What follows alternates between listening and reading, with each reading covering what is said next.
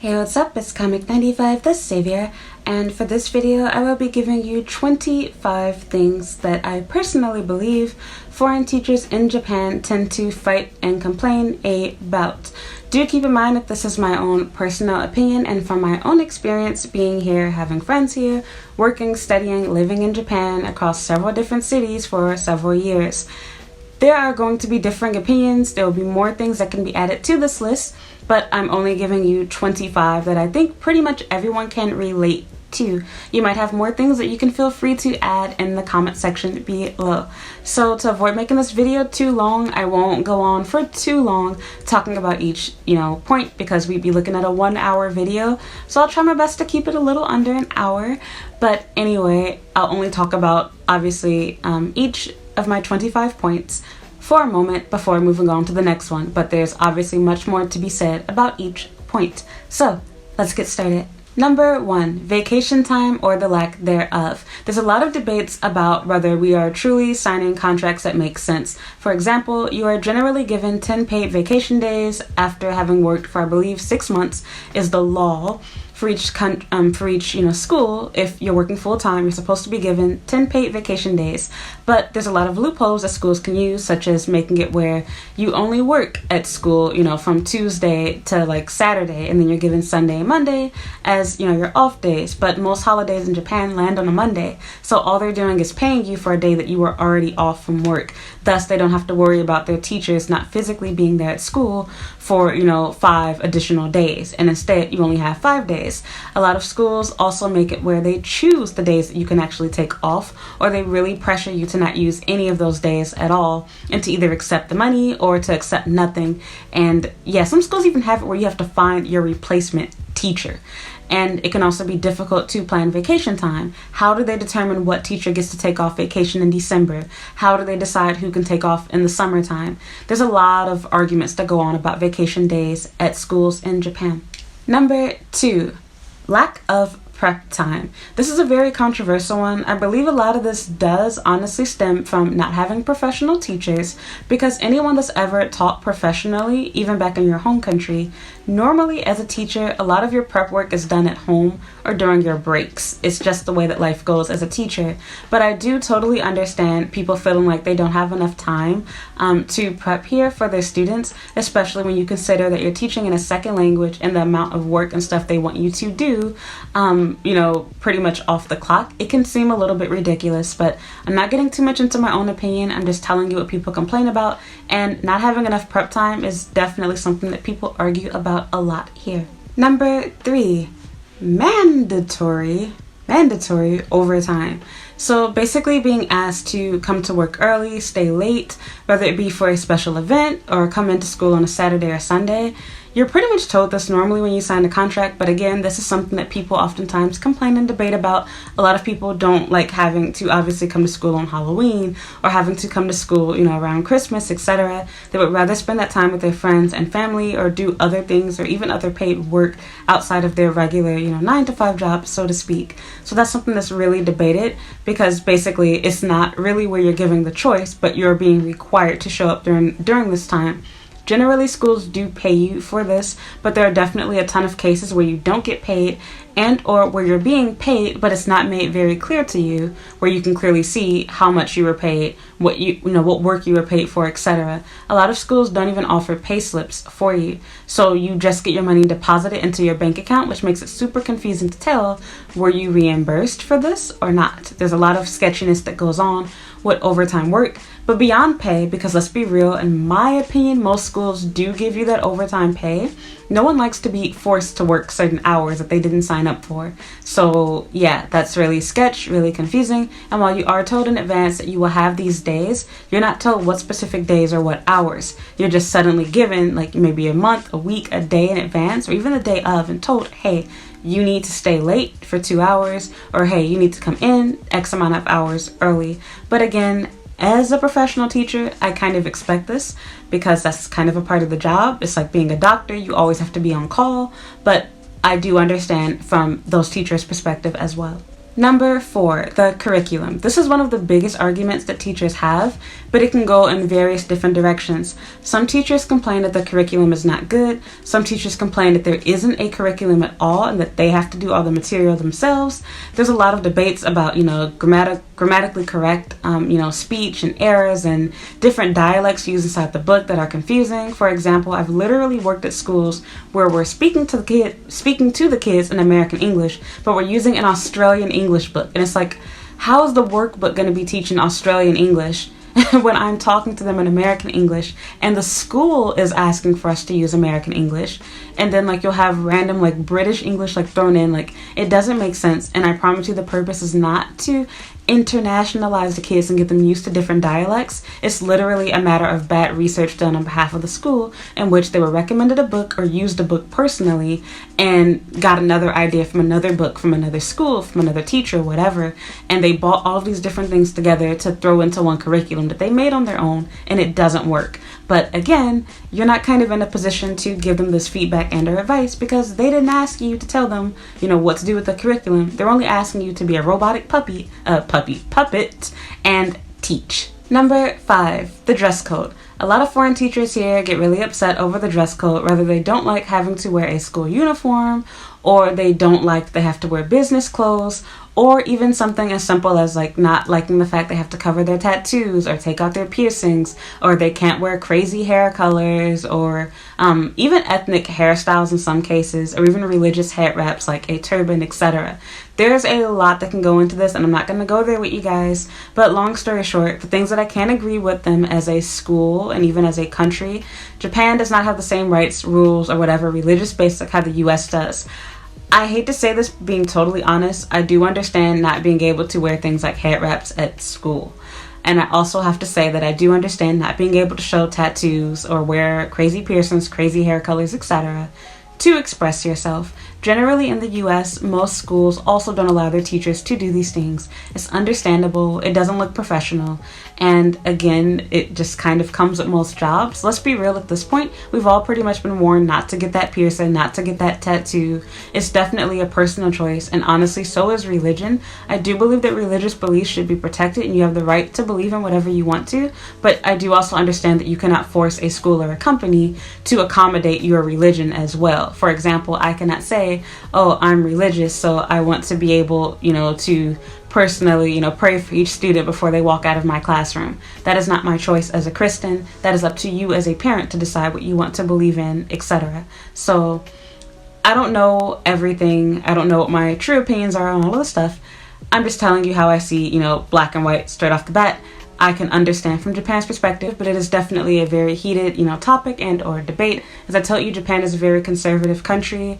They do not support the LGBT. They do not support Islam. So I see how they think and how they feel, and they're worried about, it's a business. English is a business. They don't want to deter parents from enrolling their student. So they don't want to have kids that, not kids, but, teachers that look like they're part of the Yakuza or look like they're rebellious or unprofessional because they look scary with their tattoos, piercings, and crazy colored hair. And they also don't want to have people that, clearly are portraying or whatever religious beliefs through their fashion. So again, totally understand in one sense. I'm not necessarily saying that it's right or wrong, but I do see where they're coming from, and I understand why teachers feel upset by this as well. However, I will have to say that I can't get behind. I can understand the religious belief side, but I can't get behind the whole tattoos and piercings thing. That was a personal choice. I know most people have them in the US, but that's not so for every country, especially not in Asia. And again, it was the choice that you made. You chose to get that body art, done, or that piercing, whatever. You can cover it, you can take your piercing out, but you can't get angry at people for not accepting what you've chosen to change about yourself. But we're not going to get into politics with you. I'm not going to get into, what you look like. I'm not judging you. I'm just telling you how it is. Number 6, classroom rules and language. You will notice that a lot of different schools, especially international schools, they generally have specific language that the students use. So whether it be the students calling you by your first name, saying weird English like ouchie, or saying teacher versus saying miss, or saying sensei, whatever the case happens to be, weird English, like saying, may I cross the, yellow line. I literally had a school where there was tape in front of each door, and the students had to say, Ren Sensei, may I cross the yellow line? Or I think like teacher, whatever it was. No, teacher, I think it was, may I cross the yellow line? And then you have to say, may I cross the red line? Like everything they did. So before entering or exiting a room, they needed permission. It was really crazy, really stupid. And I got the idea of it, but it's like, for starts, this seems like a boot camp. And secondly, the English is strange. Like, we don't talk that way. So this is actually one of the better examples, but you will see really weird, crazy stuff. And unfortunately, these schools have no interest in reinventing the wheel. They will stick with whatever they started with. So if the teacher before you had the kids saying, may I, you cannot get your kids to say, can I? They don't want you to do that. If you do it, you will make your boss angry. That is something that you will find annoying as a teacher here. Number 7, the expectation for you to have great punctuality. They want you to arrive generally anywhere from 10 to 20 minutes early to staying anywhere from 10 minutes to an hour late. They want you to have everything perfectly in check for the next day, and this work often goes unpaid. So for example, most companies do not want you to be changing your clothes on the clock, despite the fact that in Japan, it's pretty much expected for you to change into your uniform after you arrive at work, unless you're working like as a salaryman or something, you have to wear a suit and tie to work. If that's not the case, you're expected to put on your uniform once you actually get to your job.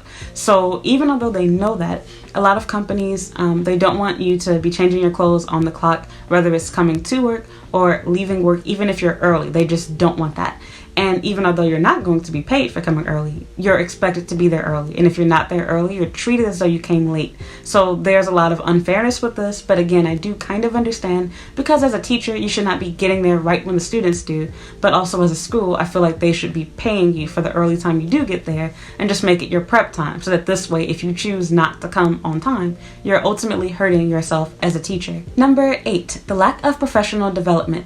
If you work at any type of, English focused school here, you will find that a lot of the schools here do not have a lot of different things for you to do to kind of expand your teaching skills and to grow as a teacher. And generally when they do offer stuff, it's either not at your school or the school is not willing to pay for you to go there. It's generally something that you have to do during your own time. So it might be a workshop on a Saturday or a Sunday in which you're not going to be paid, and maybe you have to, live stream it. It's a video chat, whatever the case happens to be, or you have to physically travel somewhere. Some schools will reimburse you, some schools will pay for it altogether. It totally depends. For example, my job actually has paid for me to, go to other cities, other prefectures, to do workshops in which the whole thing was covered, the hotel stay, everything. I didn't have to pay a dime for anything. The only thing I did have to pay for was I did have to pay for my own dinner, and my own breakfast was really already given to me because the hotel gave it, but pretty much just my own dinner. There was free breakfast, free lunch, only had to pay for dinner, and my transportation I had to pay for myself, like getting on the train back and forth, but that was just a few dollars, taking the bus and train. And again, it was all reimbursed by my company, but different companies do things differently. For example, I was allowed to get time off from working with my actual students, and a substitute was found for me, whereas for other schools, they don't do that. They don't do week-long, or 3 or 4 day workshops. It's like a 1 hour workshop, 30 minutes, whatever. And there might not even be a certificate at the end of the course. So again, most schools don't offer any professional development. And when they do offer it, there's generally lots of strings attached. Number 9, staff meetings. So you might think all of these problems could be solved with a staff meeting.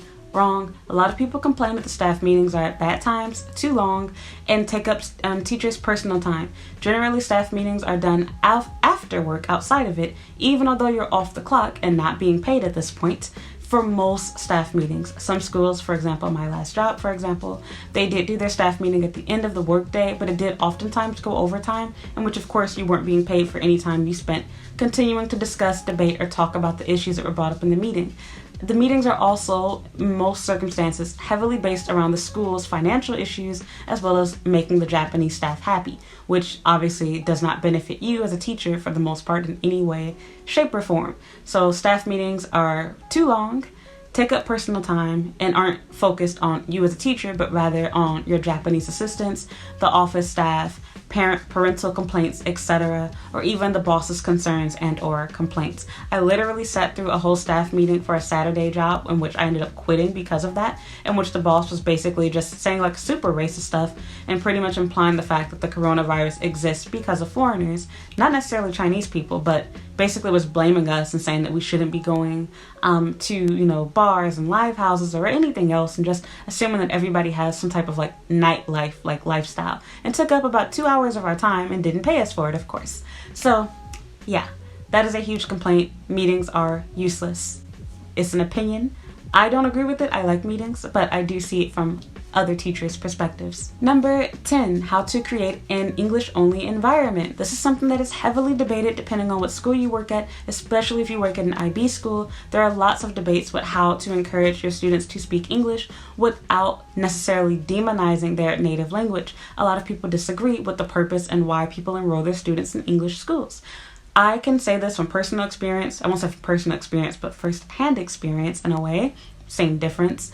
I feel like Japanese people only put their kids in international schools to learn English naturally, faster, and to be ahead of kids when they go, you know, to first grade. Whereas for foreign parents, they choose international schools because they want to feel comfortable with talking to the staff and knowing what's going on with their student, instead of feeling totally lost and ignorant when they walk into a school building, only being able to hardly, you know, get their child, pick up their kid from school, but not being able to ask, is my kid making friends? How are they doing academically? Kind of feeling lost unless they have a Japanese partner. And even then, if you have a Japanese partner, now you're reliant on your Japanese partner to honestly tell you what they said, to relay information to you. So it's really just a matter of feeling comfortable, especially if that foreigner, like most foreigners here, does plan to go back to the US or whatever country they came from.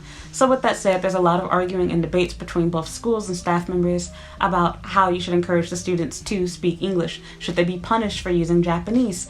If you do discipline them, how do you discipline them for using, you know, Japanese too much, or whatever the case might be. Number 11, advertising for the school. A lot of schools don't tell you about this, but especially if you're working in an eikaiwa, aka a English language school, most of them do require you to do some street advertising for their school. So you'll be on the corners handing out pamphlets and trying to recruit English students, which really sucks if you happen to not be an attractive white teacher, just being totally honest with you, or an attractive person period, because the likelihood of you successfully passing out flyers is slim to none. And let's be real, most of the people that actually accept your flyers aren't really interested in your calls. They just think you're hot, or they think it's funny, oh my god, there's a foreigner on the street passing out flyers. It can be really humiliating for you, especially if you are shy like how I am. I've personally worked a couple of jobs like this back when I lived in Chicago. I used to work at Navy Pier, and I used to work at I forgot what it was, one of those like charity organization things. Yeah, never again. They were both the worst jobs in my life. Can't do it. So I feel your pain. Number 12, depending on the school, cleaning and janitorial work. Once again, you might not be told that you have to do this, you know, up front, but a lot of schools do require their teachers to actually clean. It's standard practice in Japan because schools don't normally have janitors, but the kids and teachers actually help keep the school clean. They manually clean at either the end and or the beginning of the day, and kind of throughout the day. This is also a big reason why you don't normally see trash and litter around Japan, because Japanese people have been taught to do their part with keeping everything clean. So again, most international schools, I will say, do have actual janitors, but generally speaking, even at those schools, they normally don't have thorough cleaning done every day necessarily. So you are kind of expected to do some cleaning. Some teachers absolutely do not like this, especially if their school doesn't have any janitors at all. They feel upset. They're like, I'm not being paid enough to do this. I'm a teacher, not a janitor, whatever. So that is something that is heavily debated and argued about amongst teachers here. Number 13, favoritism towards the Japanese staff. So I've kind of talked about this before in another video that I made talking about, you know, satisfying, you know, keeping your teachers, basically satisfying your foreign teachers here. But yes, there's clear favoritism for the Japanese staff over the foreign staff. I understand their reasoning for it, but again, this causes problems and conflict with the foreign teachers. It seems like in most circumstances, if you disagree with the foreign teacher as a Japanese staff member, you will get your way, and vice versa. If you complain as the foreign teacher about a Japanese staff member, they will almost always side with the Japanese staff. Even if they seem to be on your side, they will kind of take the middle ground and be more understanding and be like, oh, well, you misunderstood. They're used to doing things this way because they're Japanese. You always get hit with that excuse, and it typically isn't worth it to even bring up issues, because they're just going to tell the Japanese staff members, and then they'll all pretty much turn their backs against you and see you as the enemy. So yeah, there's a lot of favoritism, a lot of issues that go on between your managers and the Japanese staff. They're more concerned about keeping them happy than keeping you on their team and as a teacher at their school. Number 14, cultural differences amongst the foreign staff. You would not believe that even although most of us will be working with other native English speakers, you would be amazed at how many crazy things that people from other countries do and think they are okay, or whatever the case might be.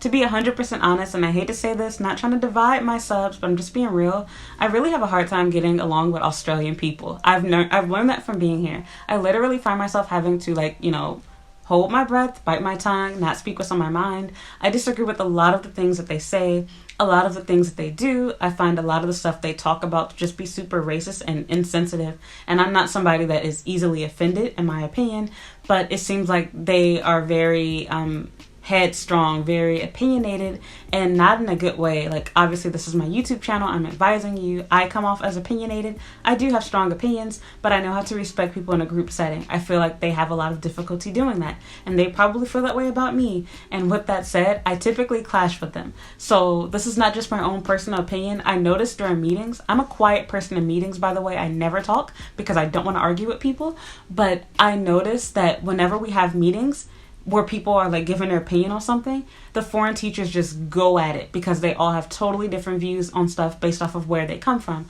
People from the UK disagree with Americans disagree with Australians, New Zealanders, like there's just all kind of stuff. People have different, thoughts and ideas of how people should go about doing things at the school, what rules that the school should have. It causes a ton of confusion and a lot of conflicting, problems, etc. Makes it difficult to talk to the staff. Number 15, I hate to say this, but being totally honest, accents and dialects. This doesn't only drive you crazy like talking with other teachers, but rather this is more of a problem when talking to students. Students will pick up different dialects, different slang, different styles and ways of writing based on the teacher that they have. So this can be extremely confusing if a student is going from having an Australian teacher to having a British teacher and then having an American teacher. I do want to add, not to brag, American teachers are preferred at 9 out of 10 schools here. So yeah, it's also hard to get an American teacher to be willing to stay here because generally the pay is too low and they have higher expectations for work than what Japan can offer them. And I will say they can be egotistic as well too.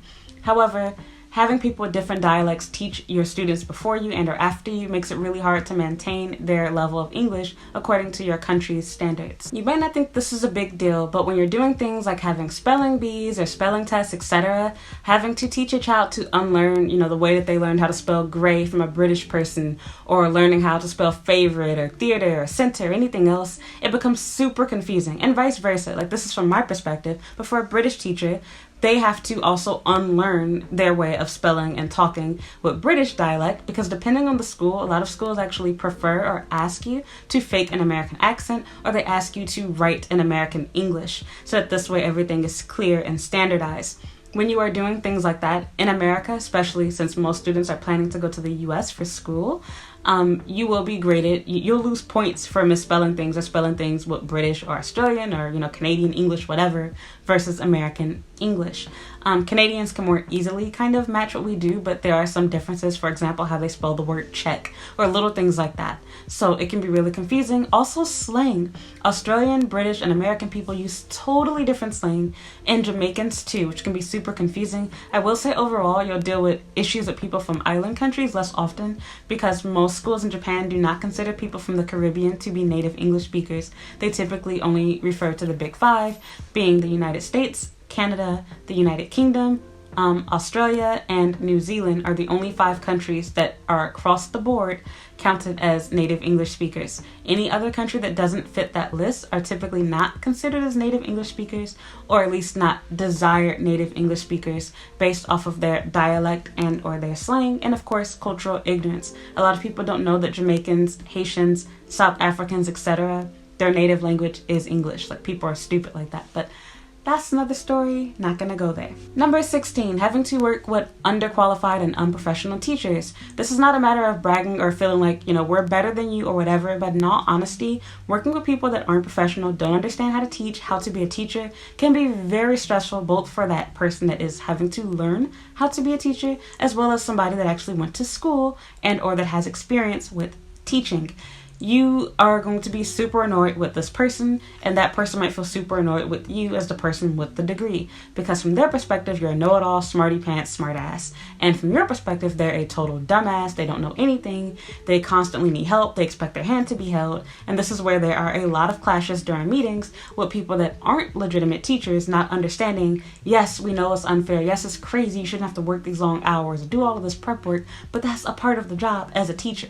It ain't fair, but it's how it is. Imagine how doctors feel, where even on their off days, they can randomly be called and expected to come in on a holiday because one of their, patients are, dying of something suddenly, or suddenly need help, and something has to be faxed over, etc. It just comes with the job. It comes with the title. Number 17, not having enough time in between lessons. So this kind of goes into prep time, but not just for prep, but just a breather and a break. If you're working at a language school, for example, you will find that there is literally no gap in between your lessons. You will literally have no more than 5 to 10 minutes at max, unless a student calls off. But generally speaking, there sometimes isn't any gap. I've literally worked at schools where they would have a lesson scheduled from 2 to 3, then 3 to 4, and it's like, you're cheating the parents, because either I have to have one class leave early, or I have to have one class, basically start late, or whatever the case happens to be. There's no time to properly get together, the books for the next class, or to erase the board and, do whatever type of stuff. You can't properly transition between the classes. You're lying to the parents because they're told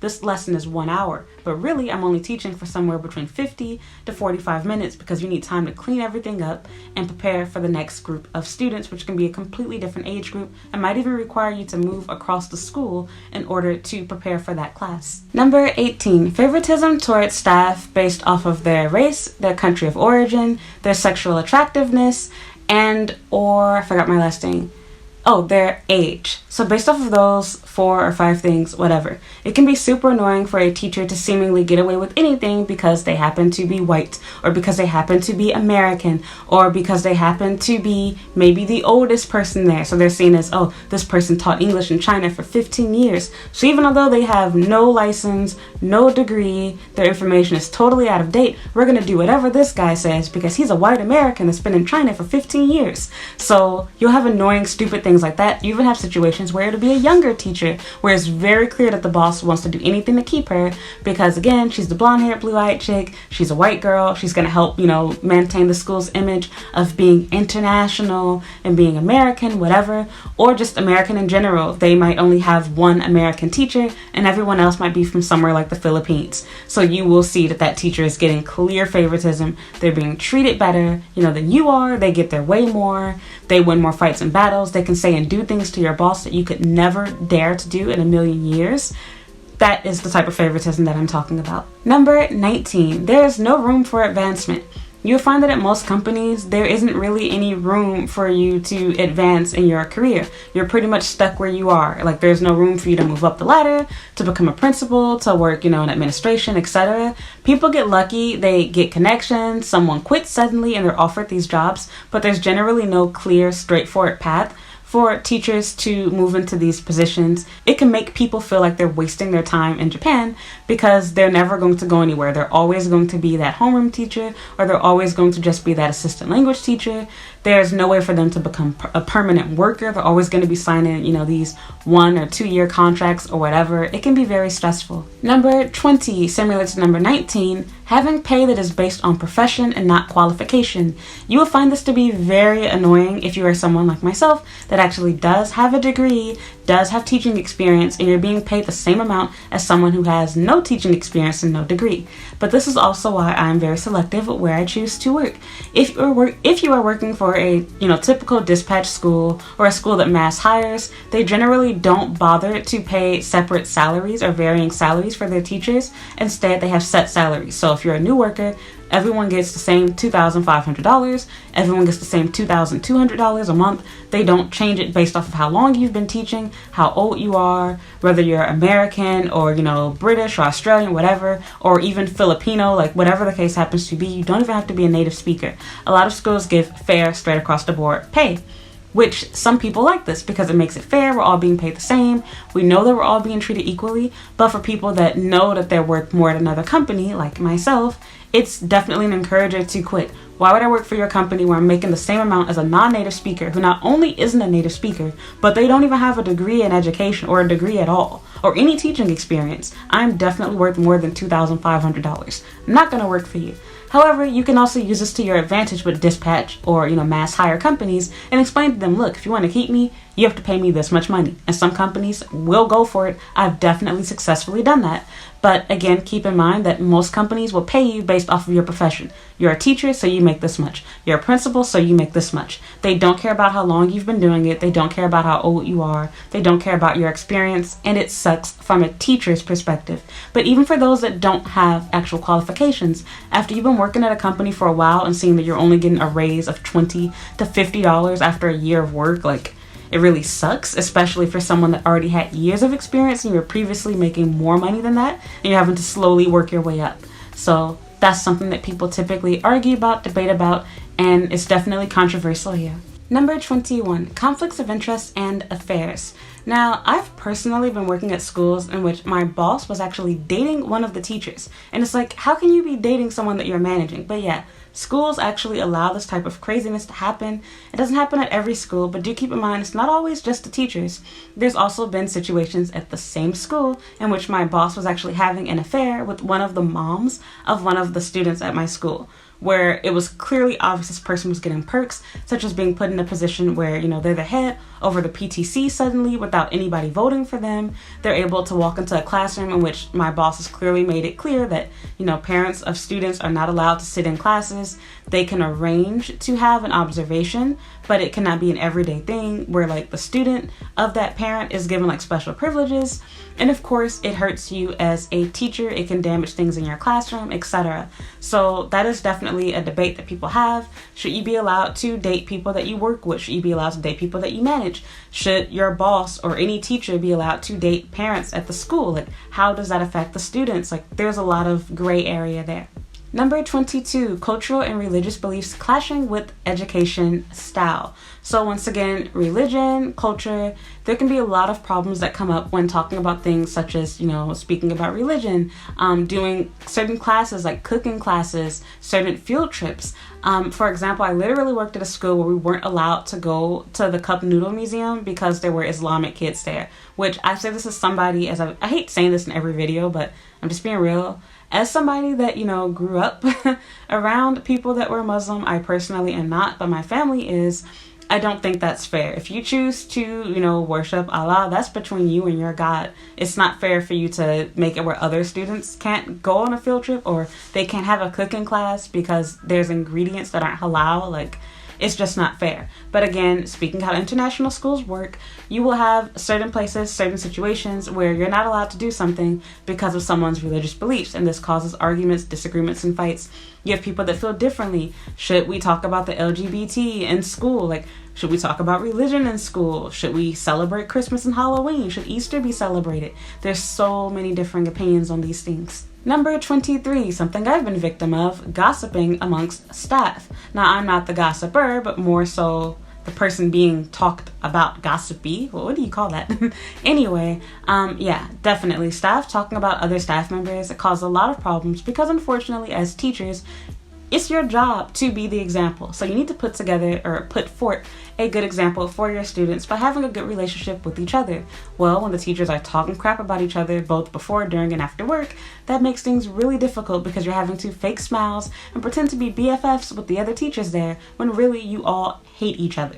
So yeah, gossiping, talking crap, spreading rumors. Unfortunately, the stuff does not die in high school and junior high school or even college. It carries on into the workplace, and it sucks here in Japan because as foreigners, you would think we'd all want to stick together, have each other's back, especially since there's already a them and us with the Japanese staff. But nope, it doesn't work that way, sadly. Number 24, disciplining students. There are a lot of debates about what is and isn't acceptable as far as discipline goes.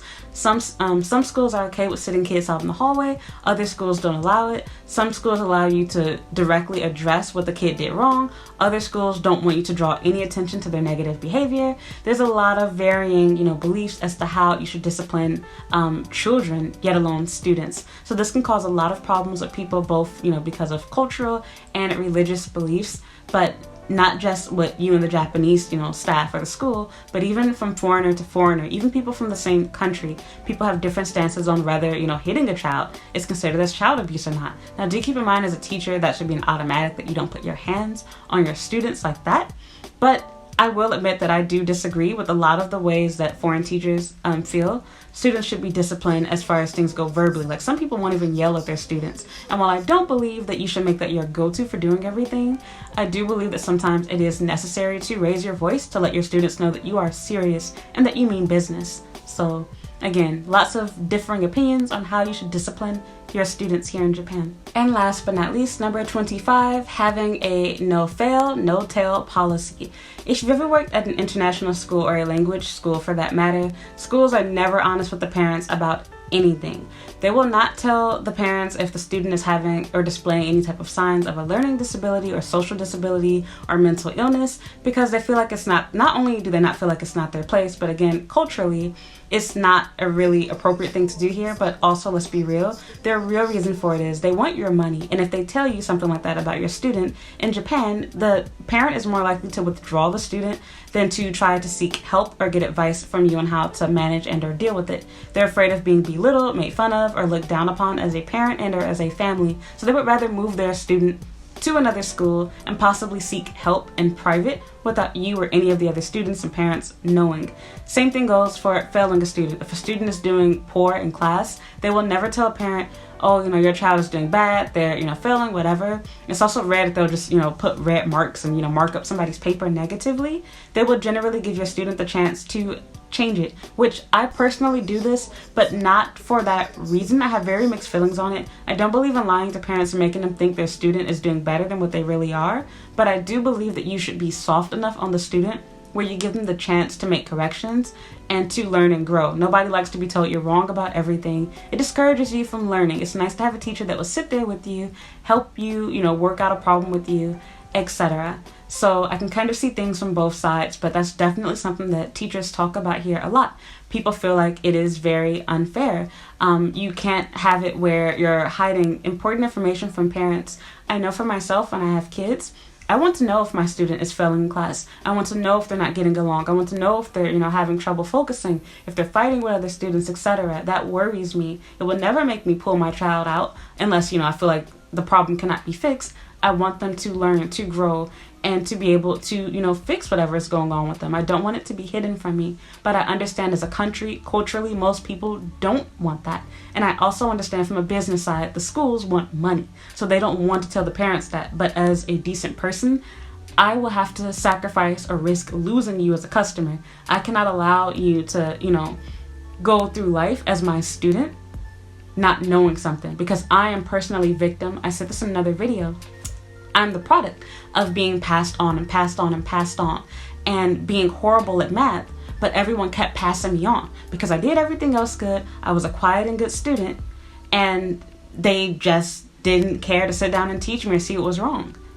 And I didn't learn how to do something as simple as long division until I was like in 7th grade, you guys, because nobody took the time to sit there with me and help me. And when I finally learned how to do it, I was like, wow, this is easy.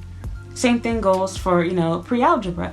Again, nobody sat down and helped me with these things. So sometimes that's all it takes, is to have a teacher that pulls you aside, realizes that you need help, and, that gets you to where you need to be, has a meeting with your parent, stays with you after school to help you, works with you during class time, whatever the case happens to be. You don't know what's going on in these students' lives. So that's that. This video can go on forever. Those are my 25 things that teachers typically argue and or disagree on and or about here in Japan. There's always more to add to this list, so if you have anything you would like to add, anything you disagree with, please leave it down in the comments below. Otherwise, please like this video, and if you haven't already, please subscribe to my YouTube channel. I would also appreciate it if you would follow me on Instagram and Twitter as well, and you can also add me on Snapchat and like my Facebook page. Thank you so much for watching. Bye.